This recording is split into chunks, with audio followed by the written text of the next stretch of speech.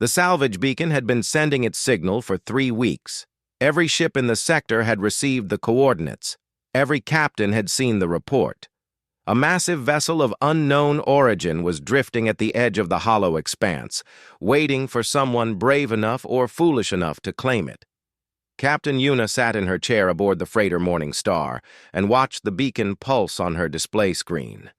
The ship was old and tired, just like their debts. They hauled cargo between stations, taking whatever jobs they could find, always one bad month away from losing everything. The salvage claim on that abandoned ship could change their lives forever. Her younger brother Taiho walked into the cockpit with 2 cups of coffee. He handed one to her and looked at the screen.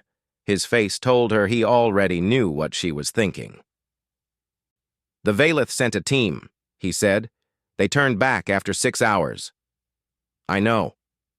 "The Cromar sent their best salvage crew, military-grade equipment, weapons that could cut through starship hulls like paper." He paused. "They ran away so fast they left half their gear behind." "I know."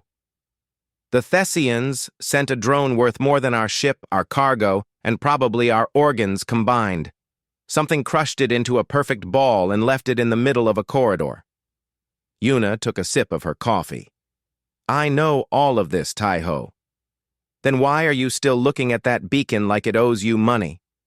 She did not answer right away. The truth was complicated. The truth was that she had spent 15 years flying cargo ships through space, watching other species look at humans like they were children, playing with dangerous toys. The Valeth had faster ships, the Cromar had better weapons, the Thessians had technology that humans could barely understand, and all 3 of them had run away from that derelict ship like scared animals. Something about that felt important. Bora came up from the engine room, wiping grease from her hands. She was their engineer, a woman who could make broken machines work through sheer stubbornness and creative cursing. She looked at the screen and then at Yuna's face. "Oh no," Bora said. "I know that look. That's the look you had before we took the job hauling explosive chemicals through an asteroid field. We survived that job. We survived because I spent 6 hours holding a cooling pipe together with my bare hands while you flew through rocks the size of buildings. And we got paid," Yuna said. "We always get paid." The 4th member of their crew appeared in the doorway. Dongsu was old. His hair was white and his hands shook slightly when he was tired. But his mind was sharp, and he had spent 40 years mapping sectors of space that most people did not even know existed. He had contacts everywhere. He knew things that did not appear in official reports. "I talked to my friend in the Valeth merchant fleet," Dongsu said. His voice was quiet and serious. "The survey team that went to that ship did not just turn back. They came back changed. 3 of them have not spoken a word since they returned. One of them keeps drawing the same symbol over and over. The doctors do not know what happened to them." Taiho set down his coffee cup hard. "And you want us to go there? 4 humans in a cargo ship with no weapons and barely enough fuel to get back?" "The salvage rights are still open," Yuna said. "Nobody wants them." "Because everyone who gets close to that ship loses their mind." The Valeth lost their minds. The Cromar ran. The Thessians sent a machine and it got destroyed. Yuna turned to face her brother. "But none of them are human." The cockpit went quiet. Bora and Dongsu exchanged a look. "What does that mean?" Taiho asked. "It means maybe there is a reason why the 3 most powerful species in this sector all failed. Maybe whatever is on that ship affects them differently than it would affect us. Maybe humans are built different. Or maybe humans are just stupid enough to walk into danger that smarter species avoid." Yuna smiled. "That too. But we have been stupid before, and it worked out." She could see the argument forming on her brother's face. She could see all the logical reasons why this was a terrible idea. But she could also see something else, buried deep beneath the fear. Curiosity. The same curiosity that made humans leave their home planet in ships, held together with hope and metal. The same curiosity that drove them to explore every corner of space, even when every other species told them they did not belong there. The payout would clear our debts, Bora said slowly. All of them. We could upgrade the ship, get a better engine, maybe actually afford to eat real food instead of nutrient paste. Or we could die screaming in the dark, Taiho said. We could die screaming in the dark, doing any job. At least this one pays well. Dongsu walked to the navigation console and began entering coordinates. I have wanted to see the hollow expanse for 30 years. Never had a good enough reason to risk it. He looked at Yuna with tired but steady eyes. If we are going to do something foolish, we might as well do it together. Yuna felt something warm spread through her chest. This crew, this family, had been through everything together. They had survived bad jobs and worse luck. They had kept each other alive when the universe seemed determined to kill them. And now they were going to fly into the unknown because she asked them to. She opened a channel to the Galactic Salvage Authority. This is Captain Yuna of the Morning Star. We are claiming salvage rights on beacon designation HX7749. There was a pause. When the authority officer responded, his voice carried a strange mix of emotions, relief that someone had finally claimed it, pity for the fools who had volunteered, and somewhere underneath, a tiny spark of hope. Claim registered, Captain. Good luck. You will need it. Yuna closed the channel and looked at her crew, her family. They were scared. She was scared too. But fear had never stopped humans before, and it was not going to stop them now. Set course for the hollow expanse, she said. Let us go see what scared the entire galaxy. The Morning Star turned toward the darkness between stars and began its journey toward the ship that everyone else had abandoned. 4 humans in a tired old freighter, flying toward something that had broken the minds of species far more advanced than them. It was either the bravest thing they had ever done, or the stupidest, probably both. That was the human way. The journey to the hollow expanse took 4 days. 4 days of quiet tension, of checking equipment, of trying not to think about what waited for them at the end. Taiho spent most of his time in the cargo bay, organizing supplies they might need. Bora ran diagnostics on every system twice. Dongsu studied old star maps and muttered to himself about gravitational anomalies. Yuna barely slept. She kept thinking about the Velith survey team. 3 people who had not spoken since their return. 1 person drawing the same symbol over and over. What had they seen? What had they heard? And why had it broken them so completely? On the morning of the 5th day, they arrived. The derelict ship hung in space like a dead thing. It was massive, easily 10 times the size of the Morning Star. The hull was a deep black color that seemed to swallow light rather than reflect it. Strange geometric patterns covered every surface, lines and angles that shifted slightly when Yuna looked at them directly. That is not possible, Bora said, staring at her sensor readings. The patterns on the hull are moving. But there is no mechanical system that could do that. It is like the ship itself is alive. Interior atmosphere is breathable, Dongsu reported. Oxygen levels are perfect for humans. Temperature is comfortable, almost like someone prepared for visitors. Or like someone is trying to lure us inside, Taiho said. Yuna guided the Morning Star closer. The derelict ship had no visible weapons, no shields, no signs of damage. It simply floated there, waiting, patient as stone. There is a docking port on the starboard side, Bora said.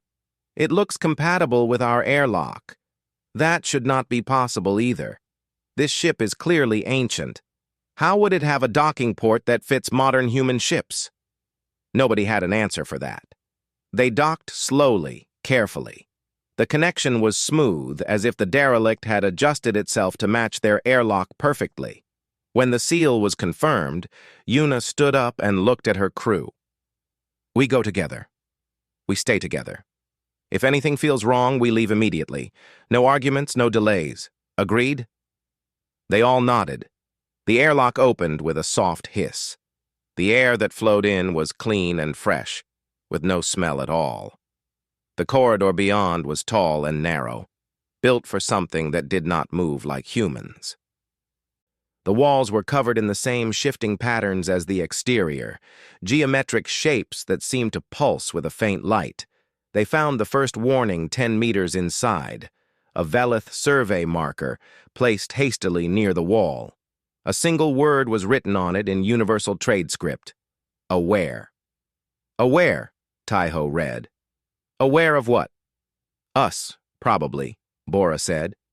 Whatever is on this ship, the Velith figured out it knew they were here.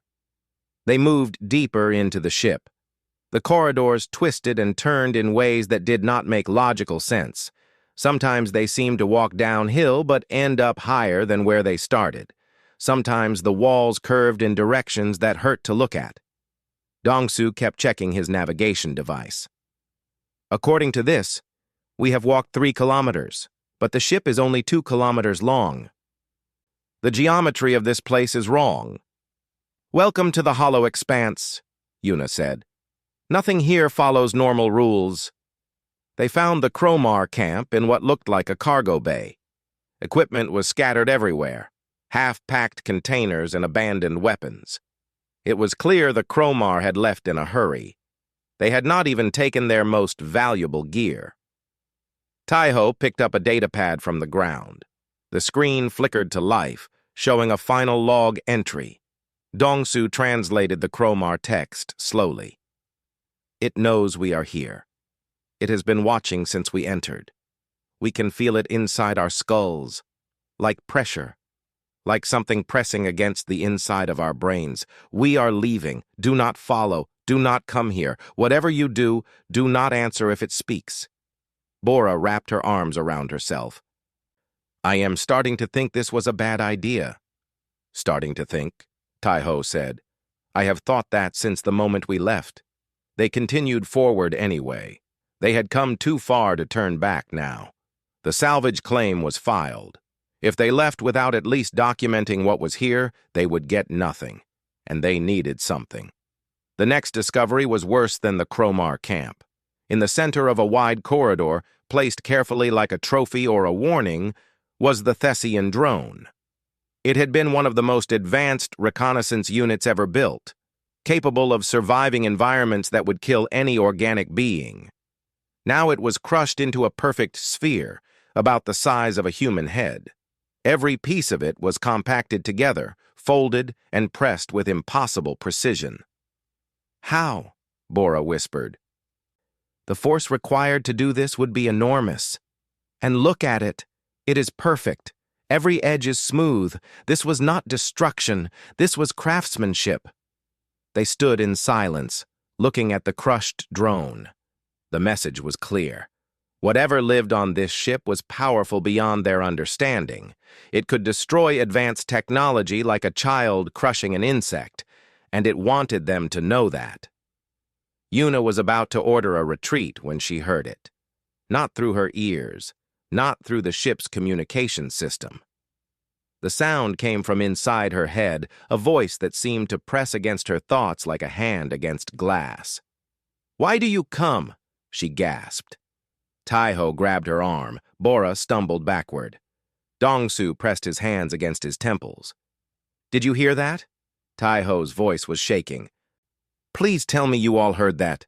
"I heard it," Yuna said, "inside my head, like it was speaking directly to my brain." "Why do you come?" the voice repeated. It was not angry. It was not threatening. It sounded almost confused, like someone who had asked a question many times and never received an answer. "We need to leave," Taiho said. "Right now, before we end up like the Velith team." But Yuna did not move. She stood very still, her head tilted slightly, listening. The voice had not hurt her. It had not tried to break her mind. It had asked a question, a real question, not a demand or a threat, a question. It is not trying to hurt us, she said quietly. How do you know that? Because if it wanted to hurt us, we would already be dead. Look what it did to that drone. If it wanted us destroyed, we would be destroyed. She took a step forward, toward the darkness ahead. It is asking why we came. That means it wants to understand. It wants to communicate. Or it wants to know our weaknesses before it kills us, Bora said. Maybe, but I do not think so. Yuna looked back at her crew, her family. The Valith ran. The Cromar ran. The Thessians never sent living beings at all. They all treated this ship like a threat to be escaped. But what if it is not a threat? What if it is just alone? What if it has been waiting for someone to actually answer? She turned back to face the shifting corridor. The patterns on the walls seemed to slow, like they were waiting for her decision. We came because we saw your beacon, she said out loud. Her voice echoed strangely in the tall corridor. We came because no one else would.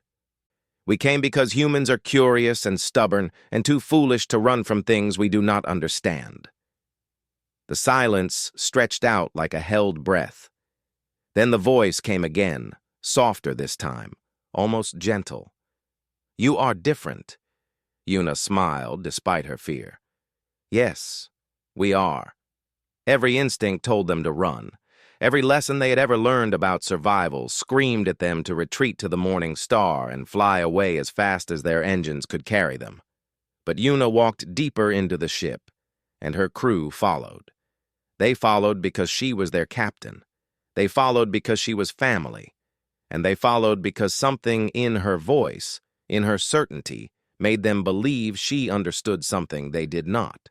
The corridors led them downward, or what felt like downward. The shifting patterns on the walls moved with them now, flowing ahead like guides showing the way.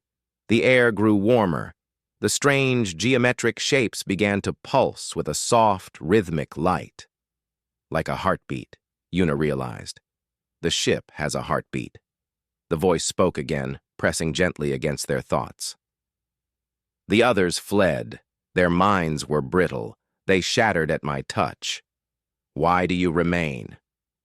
Because you asked a question, Yuna said. She spoke out loud, partly for herself and partly so her crew could hear both sides of the conversation. Running from someone who wants to talk seemed rude. A long pause. The patterns on the walls slowed even more, almost stopping. Yuna could feel something like surprise in the silence, like the voice had not expected that answer. Your species. I have watched many come and go over the centuries. Many have found me. None have stayed, none have answered. What are you? Bora asked. Her fear was still there, but her curiosity was stronger. That was the engineer in her, the part that needed to understand how things worked. I am the ship. I am what remains of those who built me. I have been alone for 700,000 of your years. Dongsu made a strange sound, half gasp and half laugh. 700,000 years. The number was too big to really understand. Human civilization was only a few thousand years old. This being had been drifting through space since before humans existed. 700,000 years, Dongsu repeated. Alone. All that time. Alone. The builders died. There was a war, or a plague, perhaps both. I do not remember clearly anymore. Time has worn away the details. I only know that they made me, and then they were gone, and I have been drifting ever since. Taiho stepped forward to stand beside his sister. His fear was fading, replaced by something else. Pity, maybe, or understanding. He knew what it felt like to lose family.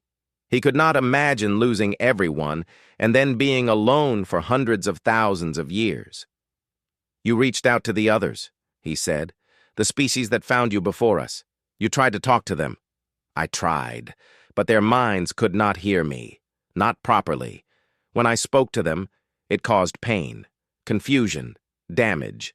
Their thoughts are too ordered, too quiet. My voice was like thunder in a silent room. It broke them. But not us, Yuna said. Our minds are different. Your species is noisy. Your minds broadcast constantly. Emotions, thoughts, fears, hopes, dreams. You do not keep your inner selves contained the way other species do. To speak to them is like shouting into an empty space, but to speak to you is like adding one more voice to a crowd.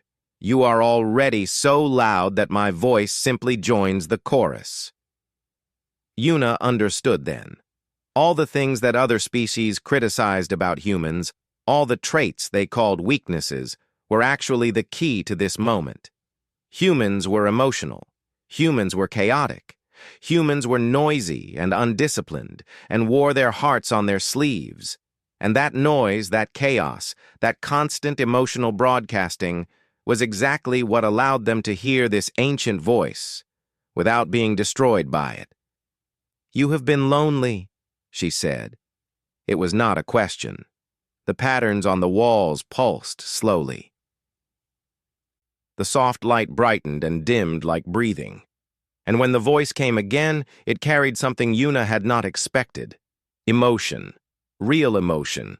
Raw and powerful, despite 700,000 years of isolation. "Yes, I have been so lonely." Bora wiped her eyes. She had not realized she was crying. Dongsu stood very still, his old hands no longer shaking. Taiho put a hand on his sister's shoulder. "What happened to the minds that were uploaded into you?" Yuna asked gently. "You said you are what remains of those who built you. Were there others like you inside this ship?" There were thousands. When the builders knew they were dying, they uploaded their consciousness into me. They hoped to survive as digital beings, living forever in the systems of this vessel. But time is cruel. Over the centuries, over the millennia, the other minds degraded, faded. They became fragments, emotions without memories, knowledge without understanding. I tried to hold them together. I tried to preserve them, but one by one they slipped away. "And you are the last," Dongsu said. "I am the last, the oldest, the one who held on the longest. But even I am fading now. There are pieces of myself that I cannot find anymore, memories that have turned to static. Soon I will be like the others, a fragment, a ghost, and then nothing." The crew stood in silence. What could anyone say to that? What comfort could they offer to a being that had watched everything it loved fade into nothing over hundreds of thousands of years? Yuna spoke first. "You do not have to be alone anymore. We found you, we can hear you, and we are not running away." The patterns on the walls rippled. The light pulsed faster, almost excited. "You would stay? You would speak with me?" "We will do more than that," Yuna said. She looked at her crew, at the determination on their faces. "We will help you. We will learn your systems. We will find a way to repair what can be repaired, and we will make sure the galaxy knows you are here, not as a threat to be avoided, but as someone worth talking to."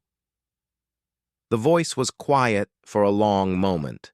When it spoke again, it was softer than before, almost human. I had forgotten what hope felt like. Yuna smiled. "Then let us remind you.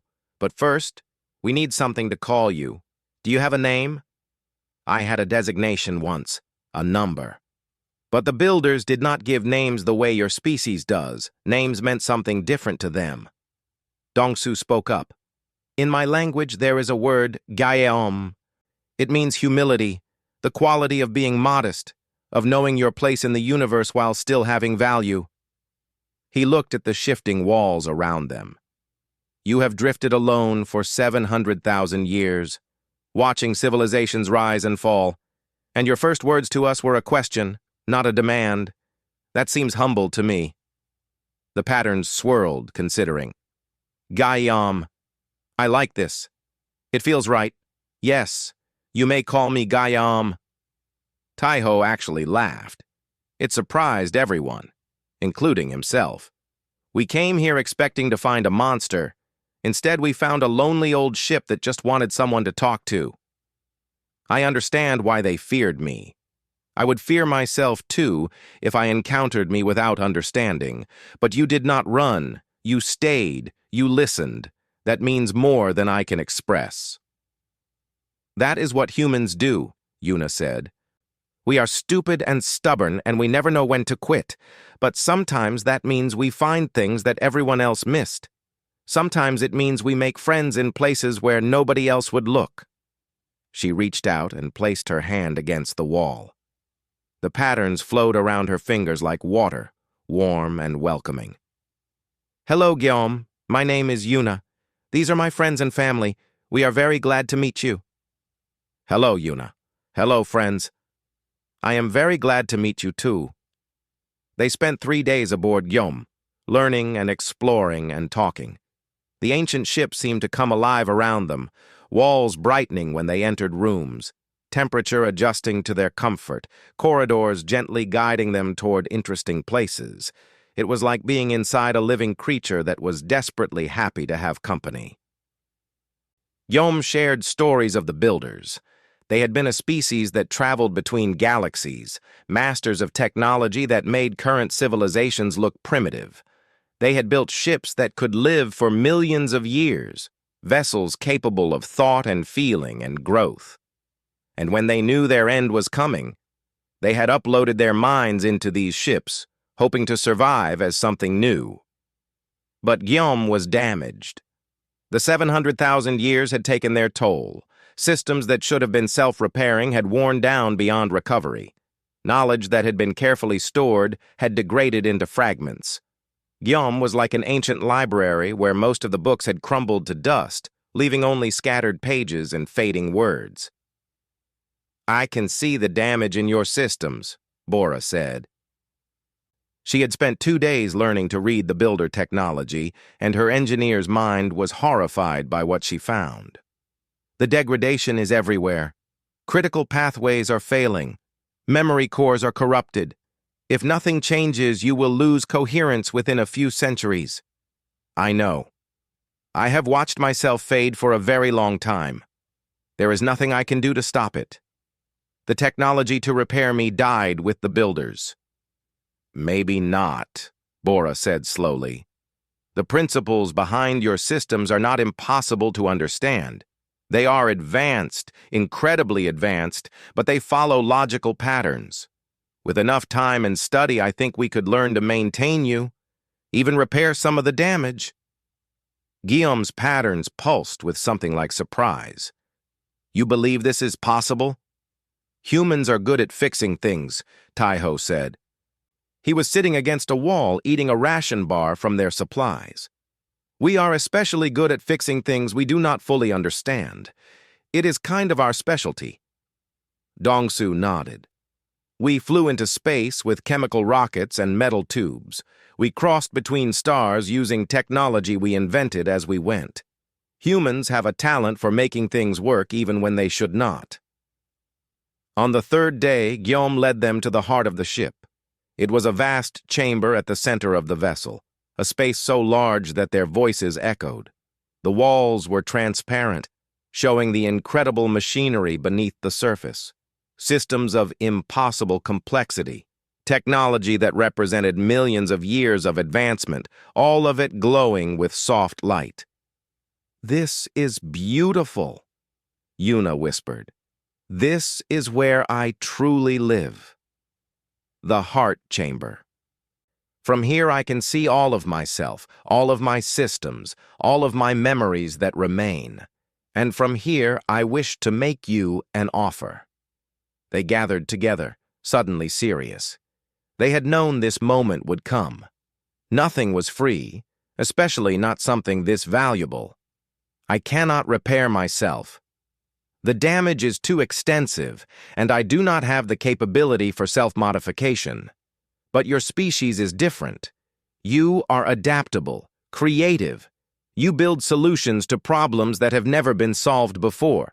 You could learn my systems. You could maintain me, keep me alive. And in return? Yuna asked. The walls changed. Suddenly, they were looking at star maps, vast charts of the universe that showed galaxies they had never seen. Technology specifications scrolled past, designs for engines and weapons and medical systems that could change everything. Knowledge accumulated over millions of years, preserved in Guillaume's remaining memory cores. In return, I would share everything. Every piece of knowledge I still possess. Every technology the builders created. Every map, every discovery, every secret of the universe that I have collected in my long existence. I would give your species the stars. The crew was silent.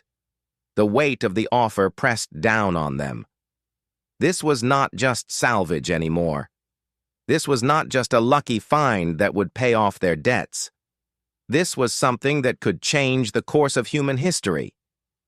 Taiho was the first to speak. This would make us a target. Every other species would see us as a threat. The Velith, the Kromar, the Thessians, they would never accept humans having this kind of advantage. Yes, there would be consequences. The Velith would demand access to the technology, Bora said. They would claim it belongs to the entire galaxy, not just one species. Probably. The Kromar would try to take it by force. They have always believed that the strong should rule, and they would not allow humans to become stronger than them. This is likely. The Thessians would argue for quarantine. They would say that no single species should have access to knowledge this advanced. They would try to isolate us, cut us off from the rest of the galaxy. All of these things are possible. Dongsu walked to the center of the chamber. His old face was thoughtful, his eyes moving across the star maps that surrounded them. You are not just offering us technology, he said slowly. You are offering us a choice. We can accept your gift and become something greater, facing all the danger that brings. Or we can walk away and leave you here alone for another 700,000 years. I have waited so long. I will wait longer if I must. I have no right to demand anything from you. But I hoped that your species might understand. You know what it means to be alone. You know what it means to be underestimated. I thought perhaps you might be willing to take the risk. Yuna thought about everything she knew about humanity. Their history was full of moments like this, moments when the safe choice was to stay small and quiet, and the dangerous choice was to reach for something greater. Humans had left their planet knowing they might die in the cold of space. They had spread across the stars despite every obstacle, despite every species telling them they did not belong. We have always been underestimated, Yuna said. The galaxy has always told us we were too young, too primitive, too emotional to matter. They called our chaos a weakness. They called our noise a flaw. She looked at her crew. But our chaos is why we are standing here. Our noise is why we can hear Guillaume when the others could not. Maybe it is time to show the galaxy that the things they called weaknesses are actually strengths. Taiho stood up. The Velith will be furious. The Kromar will probably try to start a war.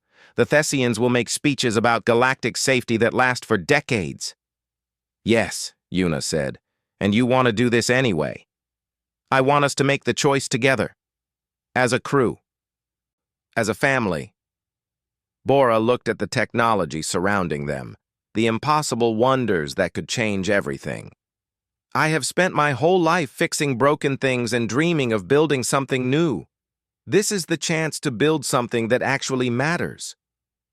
Dongsu smiled his old, quiet smile. I have 40 years of maps in my head, and all of them end at the edges of known space.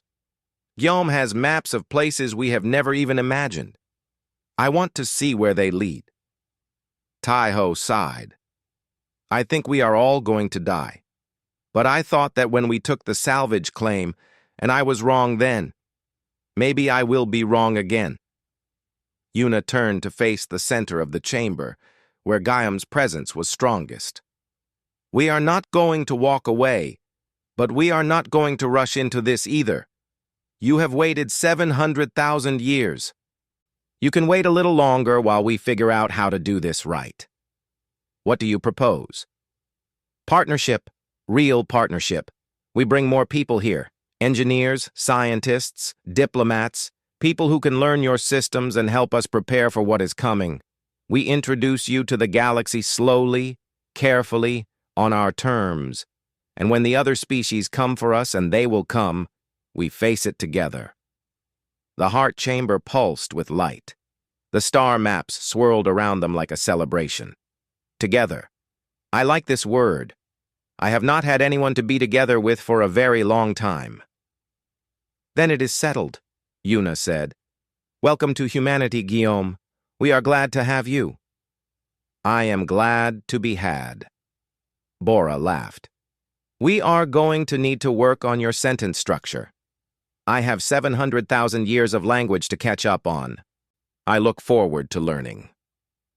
6 months passed. The Morning Star returned to the derelict with 12 human vessels following behind. Word had spread despite their efforts at secrecy. The humans had found something in the hollow expanse. Something that had driven away 3 major powers. Something that could change everything. The derelict had a new name now. Haven. It was painted on the hull in human letters, glowing softly against the light-absorbing black surface. Guillaume had suggested the name. It meant a place of safety, a shelter from storms, and that was exactly what the ancient ship wanted to become. Teams of engineers and scientists had been working aboard Haven for months. Bora led them, teaching everything she had learned about the builder technology, training the next generation of humans who would maintain Guillaume's systems. Progress was slow but steady. For the first time in hundreds of thousands of years, the damage was being repaired instead of growing worse. The Velith arrived first, a diplomatic vessel, sleek and silver, carrying an ambassador with authority to speak for the entire Velith civilization. Yuna met them at the primary airlock, flanked by her brother and a team of human scientists. We detected your transmissions, the ambassador said. His name was difficult for humans to pronounce, so everyone called him the ambassador. We know you have established a presence on the derelict vessel. We demand to know what you have found. We claimed salvage rights legally, Yuna said. Her voice was calm and steady. The ship belongs to us. That vessel is dangerous. It attacked our survey team. It damaged the minds of our people. It must be destroyed for the safety of the galaxy. It did not attack anyone. It tried to communicate. Your people could not handle the contact. Ours can. The ambassador's frills flared, a sign of anger among the Velith. You expect us to believe that humans, the youngest and most primitive species in the sector, succeeded where we failed? As if in answer, the walls behind Yuna rippled. The geometric patterns flowed like water, shifting and changing until they formed shapes the Velith could recognize. Their own written language appeared on the surface, spelling out a single phrase. We welcome dialogue. The ambassador stepped back, his eyes wide. It speaks? It has been speaking for 700,000 years, Yuna said. Humanity was just the first species loud enough to hear. Over the following weeks, more delegations arrived. The Chromar came with warships, their weapons powered and ready. They demanded access to the technology inside Haven, claiming that such power should belong to the strongest species, which was clearly them. Guillaume responded by sealing every airlock on the side of the ship, facing the Chromar fleet and displaying a simple message. Strength without wisdom is just noise. The Chromar commander was furious. He threatened to destroy Haven entirely rather than let humans keep it. But then Guillaume showed him something. The star maps, the locations of ancient builder stations scattered across multiple galaxies, technology caches that made Haven look like a child's toy. All of it available, Guillaume explained, to those who were willing to learn rather than take. The Chromar left without firing a shot. They had come for war and found something far more valuable: a future. The Thessians were more difficult. They arrived with lawyers instead of weapons, arguing that Haven and its technology represented a danger to galactic stability. They demanded that the United Species Council take control of the vessel, removing it from human authority. The hearings lasted for 3 months. Una spoke before the council, explaining what Guillaume was, what it offered, and why humanity was uniquely suited to serve as its caretakers. She was honest about the risks, she was honest about the challenges ahead, and she was honest about the opportunity. "Every species in this room has told humanity that we do not belong among the stars," she said. "You have called us young and primitive and chaotic. You have said that our emotions are a weakness, that our noise is a flaw. But that noise is why we are standing here today. That chaos is why we could hear what none of you could. Maybe it is time to consider that the things you called weaknesses were strengths all along." The council debated for 6 more weeks. In the end, they reached a compromise. Haven would remain under human authority, but delegations from all major species would be allowed to visit and learn. Guillaume's knowledge would be shared carefully and slowly with anyone willing to approach peacefully. It was not a perfect solution. Nothing ever was.